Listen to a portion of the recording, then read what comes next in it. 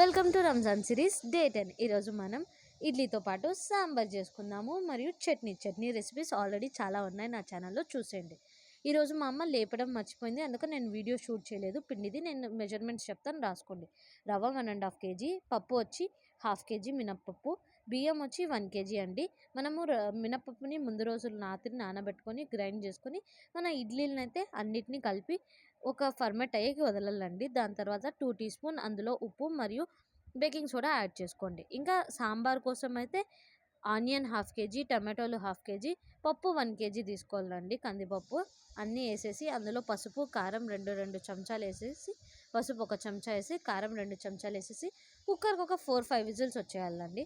దాని తర్వాత కొబ్బరి అర్ధం చుప్ప తీసుకొని అందులో ధనియాలు 3 టీ స్పూన్ యాడ్ చేసుకొని దాన్ని ఒక కచ్చాపచ్చలాగా గ్రైండ్ చేసుకోవాలి.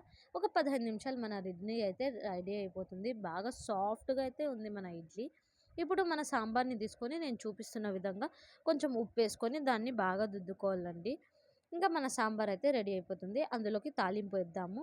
తాలింపులో నూనె వేసి అందులో ఆవాలు, జీలకర్ర మరియు ఎండుమిరపకాయలు, కరివేపాకు వేసేసి అందులో మన సాంబార్ ఎత్తి యాడ్ చేసుకోవాలండి. యాడ్ చేసుకునేసి అందులో మనము ముందుగానే కొబ్బరి పేస్ట్ ఉంది కదా, ఆ కొబ్బరి పేస్ట్, దాంతోపాటు ఈ సాంబార్ ప్యాకెట్ అండి. ఈ సాంబార్ ప్యాకెట్ ఎక్కడన్నా అవైలబుల్గా ఉంటుంది. ఆ 5 ప్యాకెట్స్ యాడ్ చేసుకోవాలండి. మేము క్వాంటిటీ ఎక్కువ తీసుకున్నాం కాబట్టి ఎక్కువ యాడ్ చేసుకొని దాని తర్వాత చింతపండు పులుపు 4 టీ స్పూన్లు యాడ్ చేసేసి కొత్తిమీర యాడ్ చేసేసి మిక్స్ చేసేస్తే సాంబార్ రెడీ అయిపోతుంది.